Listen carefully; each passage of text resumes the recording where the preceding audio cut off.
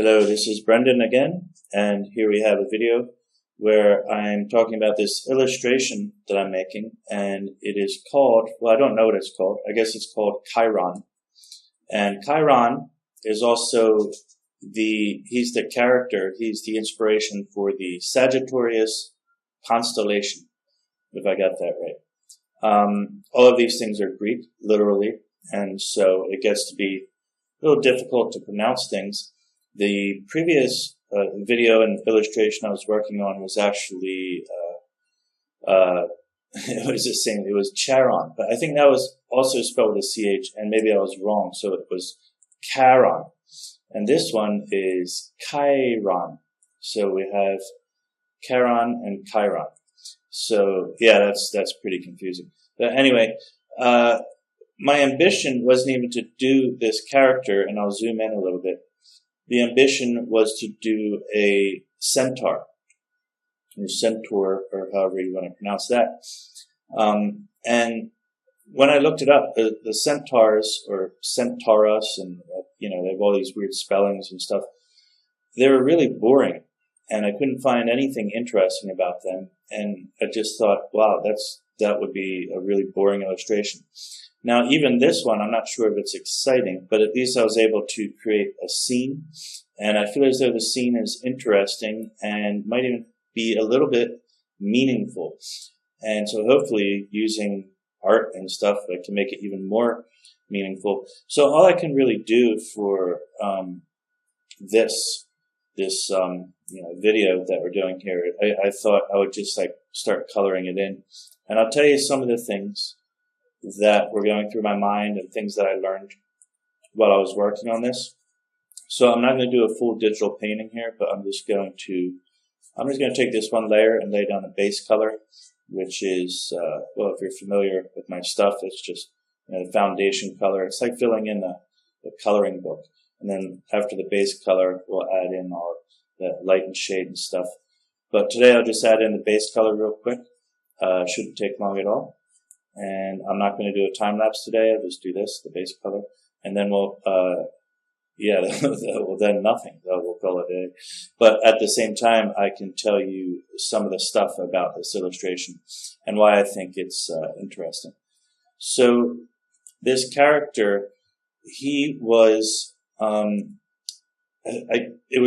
really confused. I can't tell you all of the facts because, well, even when you're reading the story, they say there's different versions of it. And so it gets really hard to follow.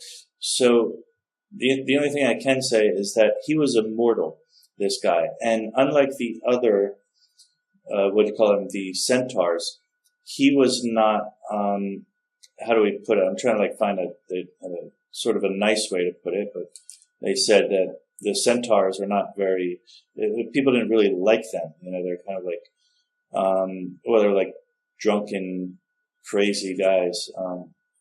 Kind of like savages, I believe would be the word that they're trying to get at, and particularly when they were drunk.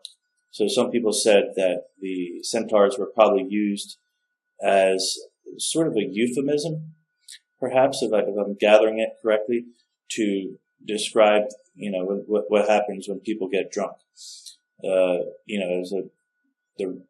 Not the Romans, but the Greek, I guess they like to party as well, and so maybe there was some kind of a euphemism there.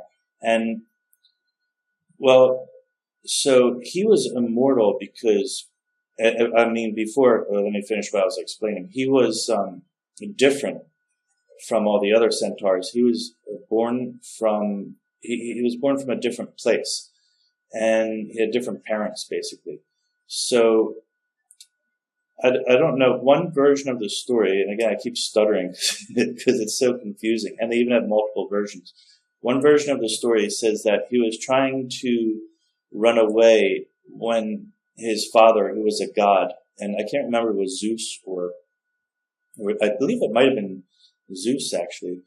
Again, there could be, it's like various versions and stuff.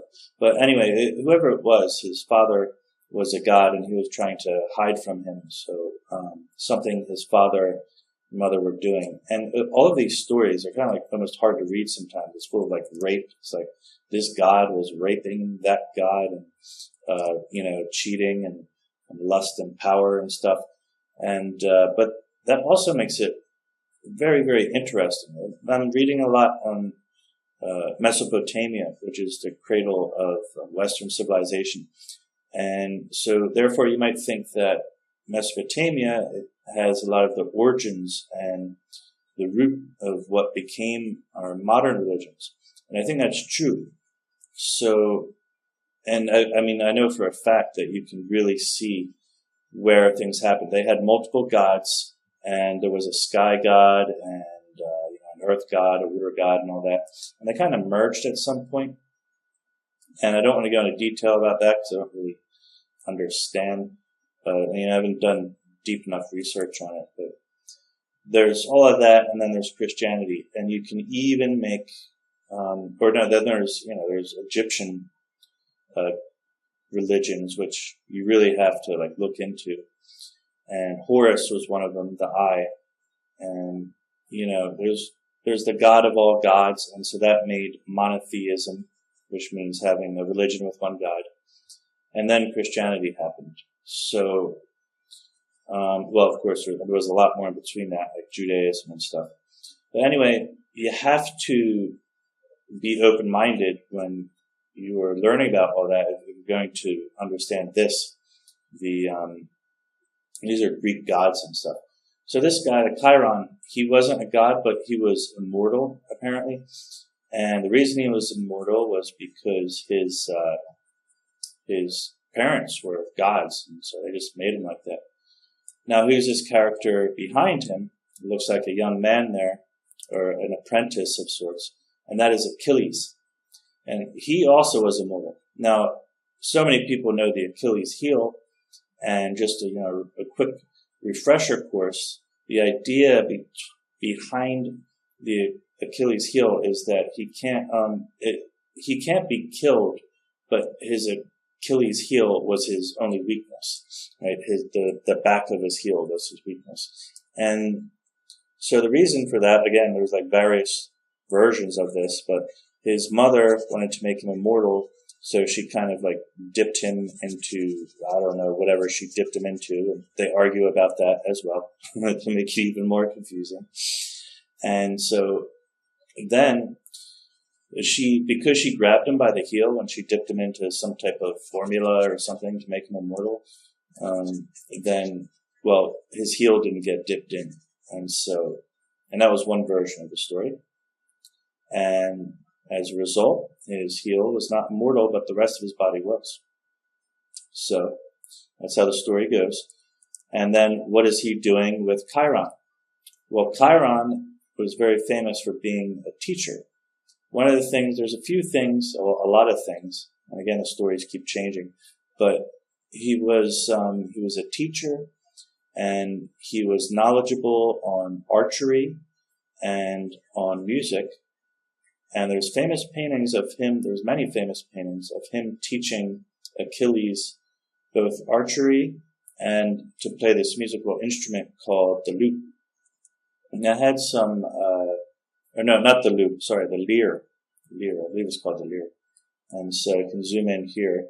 Here's some pictures of what a lyre should look like. It's this one in the middle, or these two over here are both would be lyre. And the one on the bottom is like a turtle shell, that one there.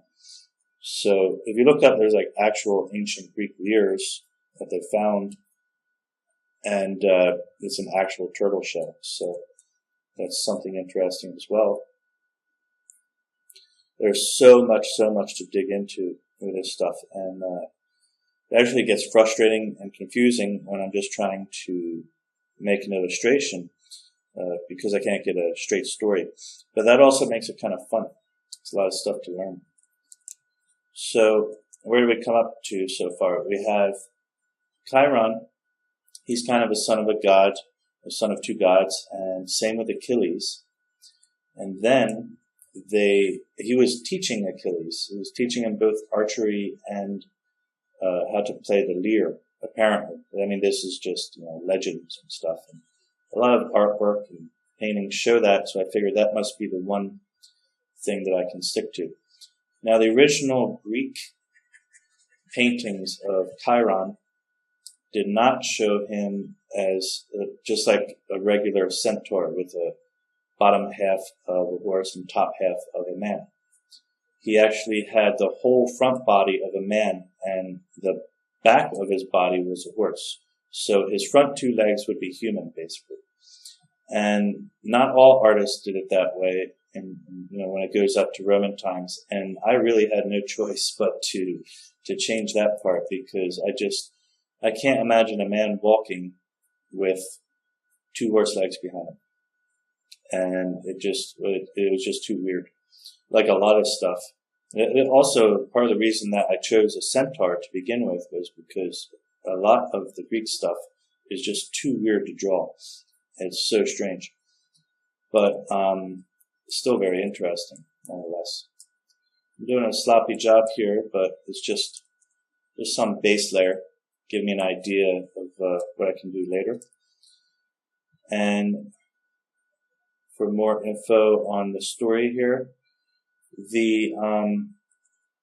he's the Sagittarius. He became Sagittarius through his story.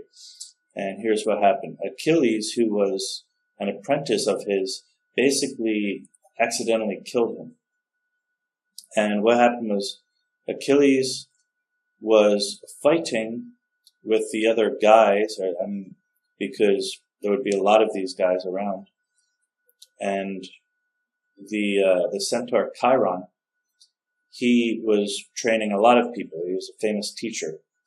And somewhere I even read he's like, he represents the pathway he's the pathway of intelligence from heaven to earth, something like that. So he's very, very highly regarded as some type of, something to do with education and intelligence in mankind. So that's like an extremely important character. And what happened was he died, and Zeus, who I believe maybe was his father, made him into a zodiac sign. He made him, that's why he's in the stars. Now earlier I said he's immortal, so how did he get killed? Well, Achilles, when he was out fighting a hydra, which is like, I don't know, a many-headed snake. I don't know if it's exactly 3 or 4 or 5, but it's a snake with many heads. And he got the blood of one of the hydra on the tip of his bow, or whatever weapon he was using at the time. And that was poison, because the hydra's blood was poison. So then, as he was, practicing and then fighting in the area here, probably they said that, the Chiron was also responsible for training almost all of the Greek heroes, such as Jason and the Argonauts, which would include Hercules, or Heracles, as it would be in Greece, and all of that stuff. So he was fighting, and he accidentally shot his arrow, which had the poison on it, and it hit the Chiron. Now, Chiron is immortal, but the poison could not be cured, and there was no way of getting out of that. So he was in writhing pain, and through his extreme pain, he decided to denounce his immortality. Apparently, you can do that. So he had to ask one of the gods of Olympus, or his father, who again I believe was Zeus, can't remember, or it was too confusing to understand. And he finally, he denounced his immortality, and he just died from the poison. And that was that. And so the god Zeus made him into a constellation, and that is Sagittarius, or also known as Centaurus or something like this. Again, there's 5 names for everything. It's so old, and it went through more than one culture. All of this stuff survived through, was borrowed by the Romans as well, and survived through all of that. And so, in the background, in an attempt to make the illustration more interesting, I gotta get the right shade here. I make it look like, an old Greek guy who's kind of been out in the sun a lot, and well, he's a god, right? So he has to look like strong.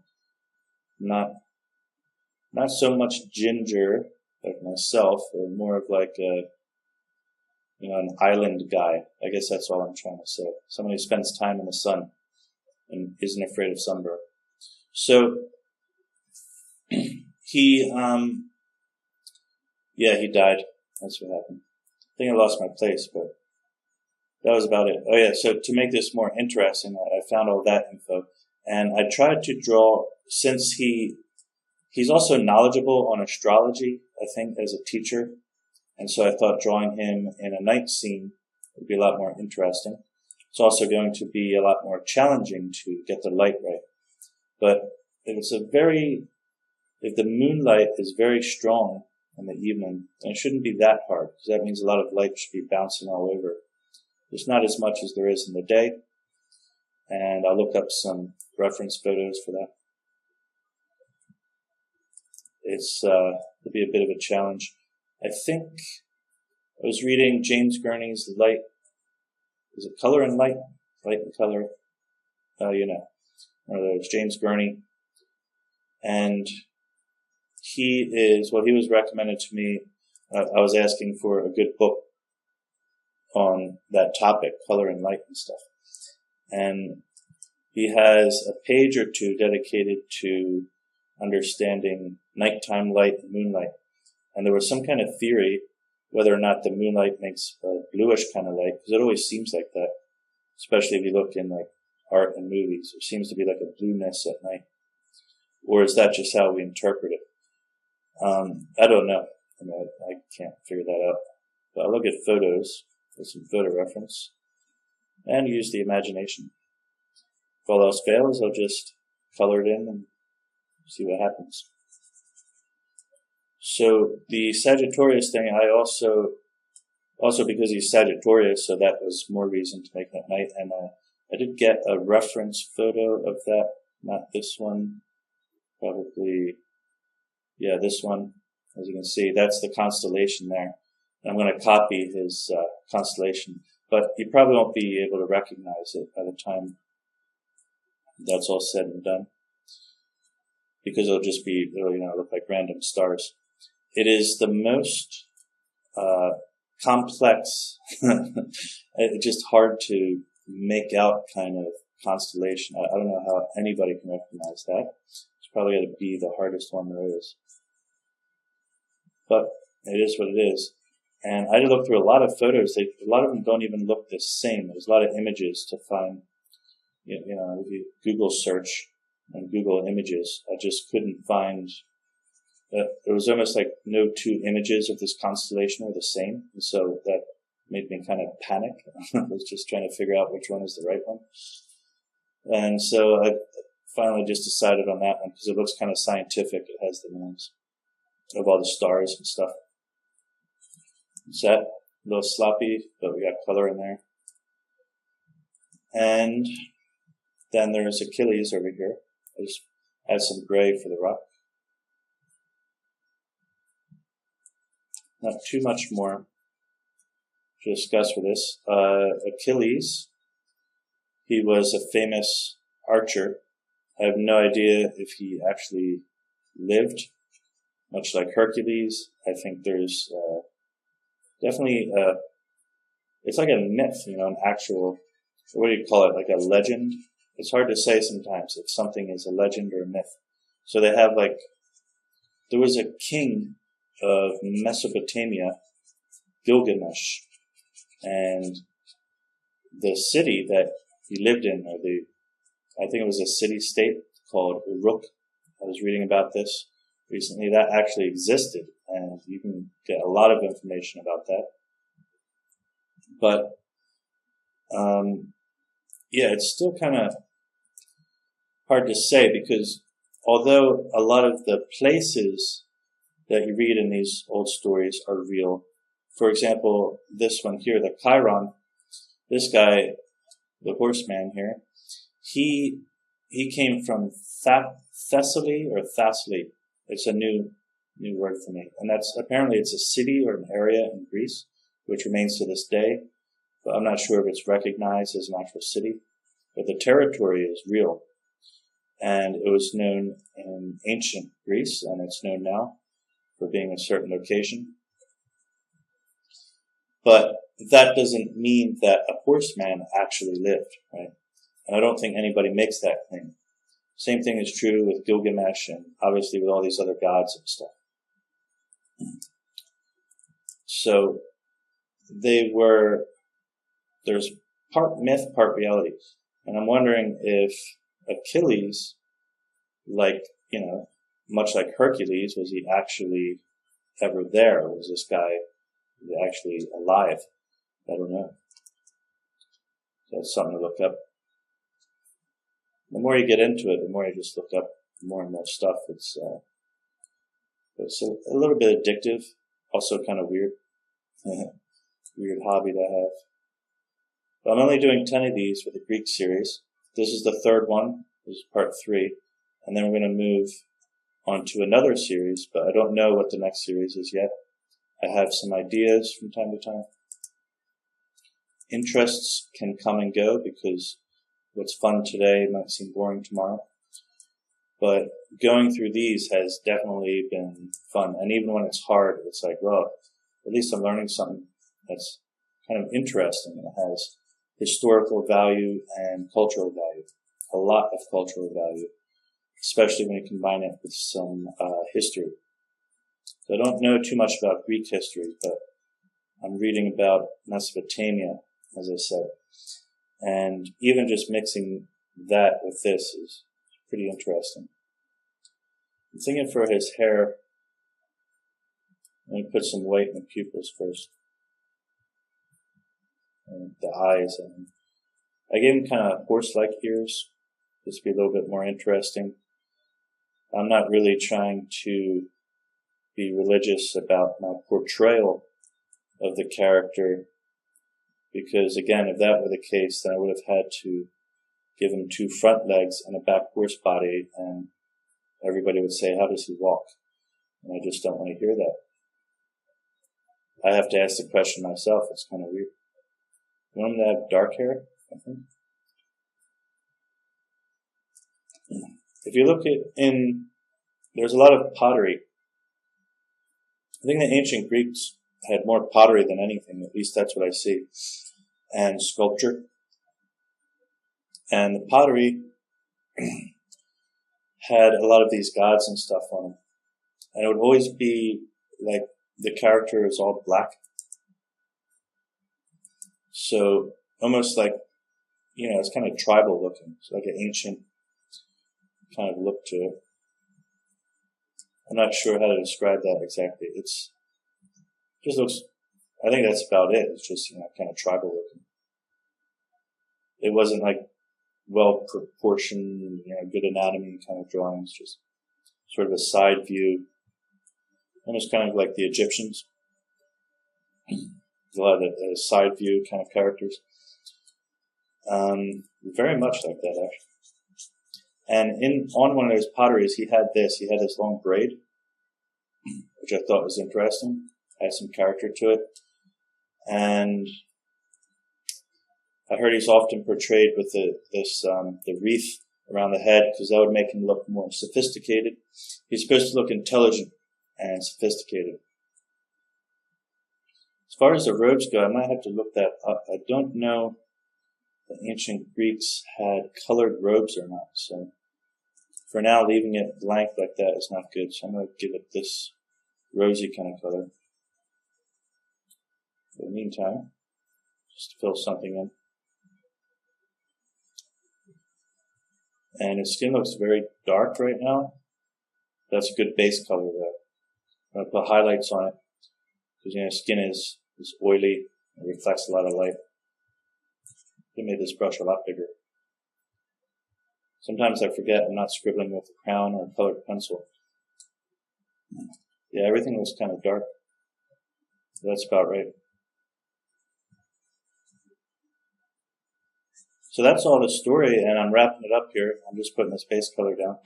I'm not going to go and detail anything right now. But we'll put on yellow. Try and make it look presentable for our end here. Yellow moon. It doesn't have to be in the lines really.